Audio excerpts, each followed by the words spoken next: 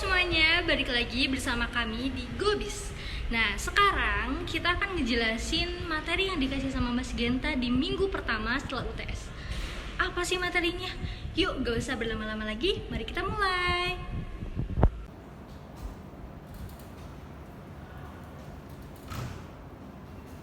Kak, boleh tanya nggak sih? Boleh, bentar ya.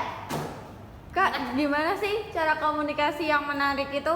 Jadi komunikasi yang baik dari kemarin aku waktu matkulnya Mas Genta itu ada 3 tips nih.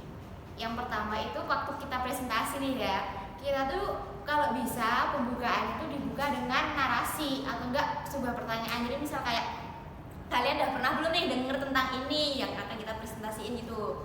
Terus yang kedua kita tuh kalau bisa komunikatif sama audiensnya biar audiensnya juga nggak bosen, terus kayak audiens juga nggak cuma dengerin kita, jadi kita kayak melempar pertanyaan. Kalau misalnya kalian tuh udah pernah belum sih kayak melakukan kegiatan ini atau udah pernah belum sih kesini gitu. Terus yang ketiga itu ada, jadi kita waktu pembukaan di presentasi kita diusahakan ada suaranya itu yang ceria atau semangat biar audiensnya tuh langsung fokusnya teralihkan ke kita, bukan dia rame sendiri gitu. Kalau kita suaranya kayak lemes cuma gitu kan kadang bosen ya, terus kayak nggak ada semangatnya buat nonton gitu audiensnya. Segitu tipsnya, kita lanjut ke tips selanjutnya. Halo teman-teman, gimana? Udah dengerin penjelasan dari Mbak Okta belum? Nah, dan sekarang aku mau ngejelasin poin yang kedua, yaitu mengenai gimana sih cara baca karakter orang. Gimana ya? Agak sulit kalau kita belum kenal orang tersebut, apalagi kalau kita belum ketemu sama orang tersebut. Tapi kita bisa belajar teman-teman.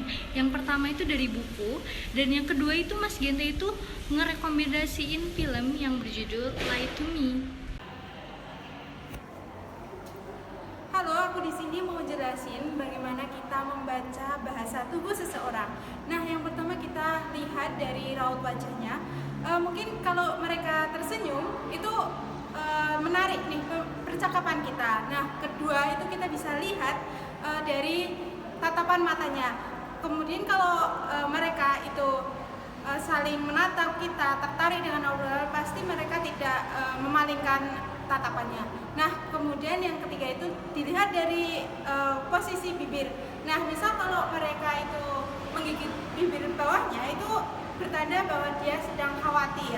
Nah, yang ketiga adalah cara bahasa tubuhnya seperti posisi tangan, kaki. Nah, kalau misal tangannya seperti ini, berarti mereka itu bosan. Nah, seperti itu.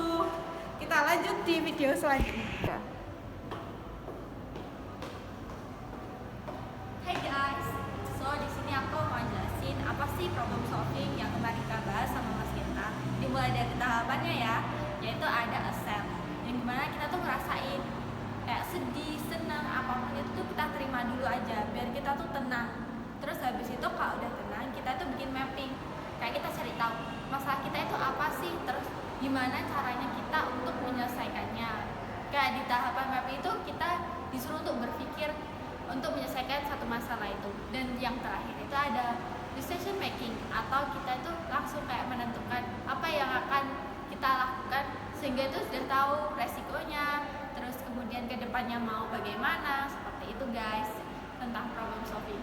Dan problem solving itu merupakan hal yang penting banget buat kita, apalagi saat bisnis dan negosiasi. Jadi kayak gitu guys. Halo semua, kembali lagi bersama saya Nida Hoirunisa. Kali ini saya bakal ngebahas tentang kepekaan dan personal branding. Yang pertama yaitu kepekaan. Bagaimana sih cara melatih kepekaan seseorang? Caranya yaitu dengan mengaktifkan seluruh indera pada diri kita secara maksimal, baik itu indera penglihatan, pendengaran, peraba, dan penciuman. Dan indra Kemudian personal branding yaitu persepsi seseorang dalam diri, persepsi seseorang yang kita bentuk dalam diri kita sendiri. Terus gimana sih cara membangun personal branding dalam diri kita? Caranya yaitu dengan mengenali, menunjukkan, dan mengembangkan diri sendiri. Segitu dulu ya teman-teman, sampai jumpa minggu depan, bye-bye.